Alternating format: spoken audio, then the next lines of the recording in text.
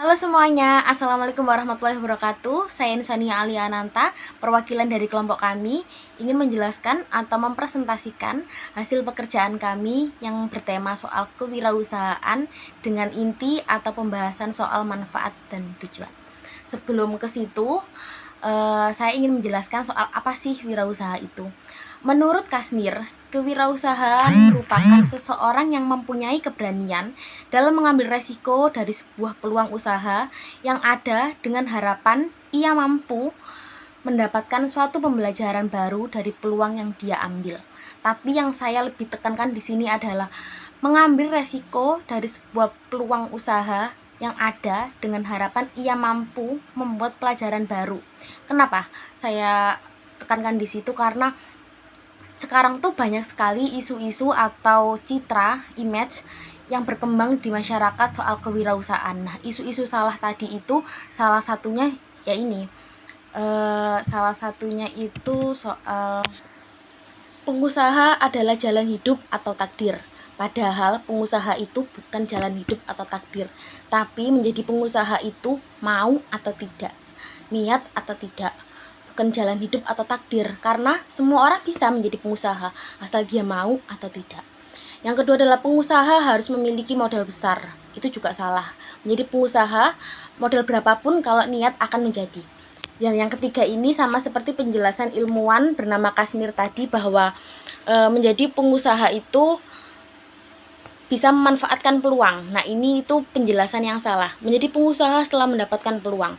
Padahal peluang itu bukan ditunggu, namun diciptakan. Nah, kalau kita nggak menciptakan peluang tadi, kita hanya menunggu, ya gimana bisa mendapatkan peluang tadi gitu. Peluang itu dikejar. Dikejarnya bagaimana? Ya kita berusaha. Kalau tinggal nunggu tawaran, nunggu diajak teman, ya gimana mau jadi pengusaha gitu.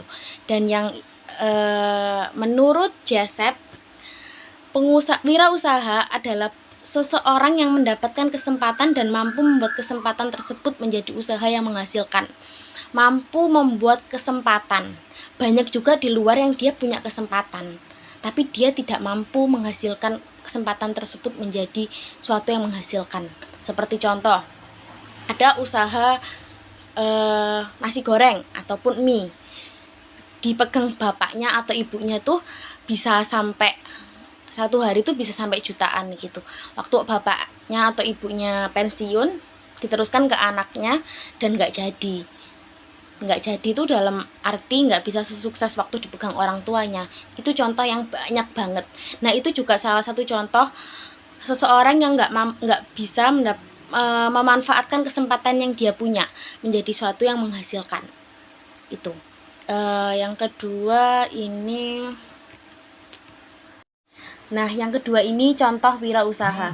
Contoh wirausaha di sini banyak banget. Salah satunya catering, desain grafis, percetakan, warabala kuliner, cuci motor dan mobil, bimbingan belajar, gelai pulsa, influencer, reseller, cafe atau barbershop.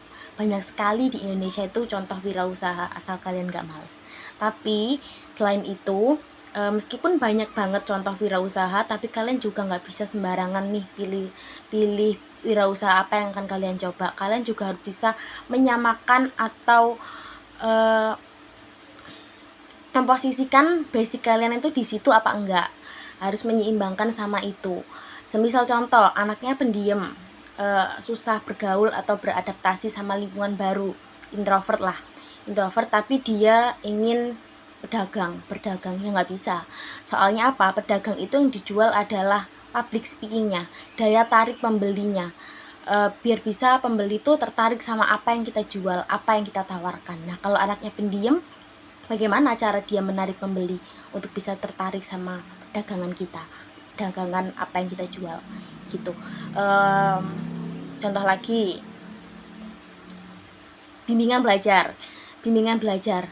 Nggak semua orang juga bisa bimbingan belajar. Minimal kalau mau bimbingan belajar ya harus S1 lah ya minimal, karena kan kita akan memberi ilmu ke orang, kita akan menjual, yang kita jual tuh ilmunya. Nah, kalau misal cuma lulusan SD atau bahkan nggak sekolah, ya dia nggak bisa di situ gitu. Jadi kita juga harus menyamakan sama basic atau kemampuan yang kita punya, kita cocok nggak di situ gitu. terlepas memang banyak sekali wirausaha di Indonesia ya. Itu juga salah satu contohnya. Dan yang ketiga adalah tujuan dari wirausaha. Tujuan wirausaha menurut Joseph adalah mendobrak sistem ekonomi yang ada dengan memperkenalkan barang atau jasa yang baru dengan menciptakan bentuk organisasi baru atau mengelola bahan baku baru. Yang kedua, menurut Zimmer, tujuan wirausaha adalah mampu menciptakan bisnis baru dan orang yang biasanya langsung berhadapan resiko mampu mengidentifikasi dalam mencapai keberhasilan. Maksud di sini itu mampu mengambil resiko dan mengidentifikasi. Jadi biasanya jadi pengusaha itu harus off the box. Dia harus punya pemikiran yang di luar orang lain pikirkan. Misal contoh, pengen lagi-lagi nasi goreng. Jadi penjual nasi goreng. Jadikan nasi goreng tadi itu beda dengan nasi goreng yang ada di sekeliling kalian.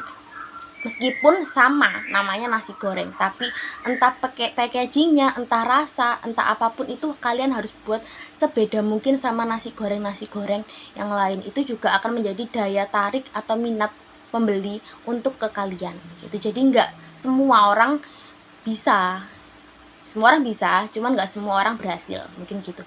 Yang ketiga adalah Richard Cantlin. Tujuan wirausaha adalah dapat meningkatkan daya ekonomi dari produktivitas rendah menjadi produktivitas tinggi.